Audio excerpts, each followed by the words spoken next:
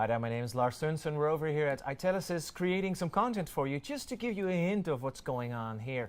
We have some keynote speakers and presenters of papers. And we're going to talk to Marcin Remarczyk from the Cognizant Technology Solutions.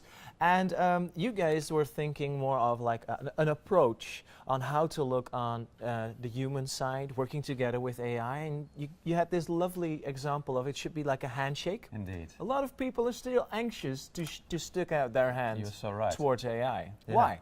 Absolutely, Lars. So I think that sort of metaphor, that analogy of a handshake is absolutely suited here, because what we see, there is a lot of focus still on the machine side of that handshake, but we very much, with the team that I'm working with, we do believe that we ought to focus much more on the other side, the human side. We believe, and maybe sort of slightly arrogantly, that the technology can be sorted out, but what we struggle somewhat more is actually making sure that we humans, that we put ourselves first in that relationship, that we ensure that we address the fear that we may find in organizations, so fear among staff to lose perhaps their own job, also fears around my entire career path. Will my career still exist in 5, 10, 20 years? And then also the fear, even if I sort of am being retained and still have a role to play in my organization, how will that sort of interplay work with the machine? So the insecureness that we humans experience in any new situation, Correct. Obviously. Correct. But how to address that? I can imagine that on one side we're already adapting AI in small bits when it's useful to us, like Correct. in your phone with your Google account or Absolutely. your Uber reservation. And but still, there people are anxious. So I'm curious about how this comes to this point, because on one hand we're adapting it. We even want it to go faster. And on the other side, we're also distrusting it and being careful. Correct. And I think actually the word trust is so instrumental here. Let's look back at one of the keynote speakers yesterday, Professor Hansen of Denmark, and sort of his notion of safe AI. So how do I ensure that my AI partner is really someone that I can trust in, that will not betray me, that I know I can work with like a human partner? And so trust, as I said, a central sort of concept. What we believe that there is really sort of a 3-step approach to that, if you will, talking about the handshake. So the first step is really, how do I demystify artificial intelligence, robotics, automation? How can I, and again quoting from Hugo earlier this morning, another keynote speaker, when he spoke about misinformation. There is so much of it still in the public domain, but also in the way how we interact, talk about AI.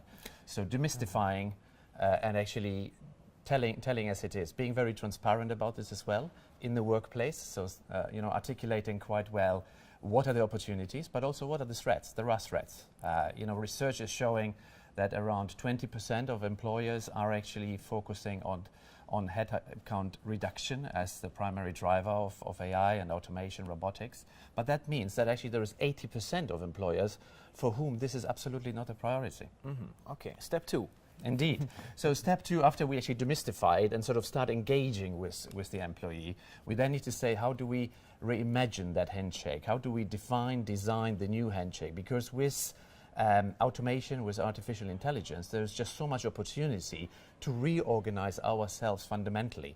We see with organizations, with clients we work with, that very often there is almost that sort of instinct to just say, well, let's pick up our processes of today, let's automate them, but actually fundamentally work in the same way. And what we believe with artificial intelligence, with that accelerated progress that we see on the technology side, there is really opportunity to be quite daring, quite bold, and reimagine that entire way of working. And then I just imagine that the challenge in this would be explaining how this is going to look for you. Absolutely. As a participant in that process. Indeed. Okay. So communicating again, but also, for instance, redesigning job descriptions. Look at training, cross-skilling, upskilling. Those are the kind of areas that enterprises ought to be looking at in order to maximize on the opportunities that come from AI. So get the human side right, to get the maximum of the robot. So that's step 2. The third step, tell us. The third step. So the third step then, after we actually demystified, so engage with the employee, after we try to, and hopefully successfully, reorganize the ways of working. The third one is then the adoption of the handshake. So how can we help our employees to really reach out to the robot? So take, again, some of the anxieties away, describe how that handshake look like. So, whether those are specific training sessions, whether those are programs, how we facilitate that process for the employee to work in that new way that we designed in step 2. So that's really, in a nutshell, that 3-step approach around the handshake. Then I guess the big challenges are challenges that we have to address, outside one companies, like outside columns, because I can understand still, eventually, in the end, a company will make decisions on how for itself to survive.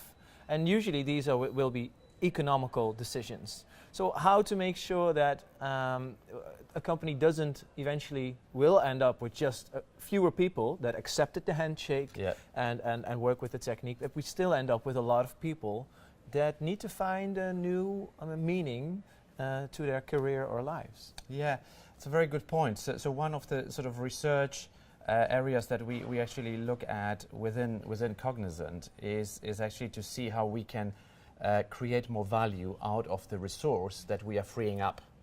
So research and our research, and that's what we strongly believe, is that actually there will be more jobs created out of artificial intelligence, more jobs and tasks redesigned rather than lost. So, and again, automation, artificial intelligence is actually not that new. Any progress in sort of our history obviously meant that we were able to free up time. Artificial intelligence is just accelerating it. That's what we believe, and I think there is evidence of that. We talk to clients that definitely don't have that headcount reduction amongst the top 3 priorities. It's about making and this is the great opportunity, making the workplace more exciting, freeing up ourselves, us humans, from mundane tasks that still exist. In manufacturing, we see so very few employees actually on the floor. And I think in the office environment, we can achieve the same thing.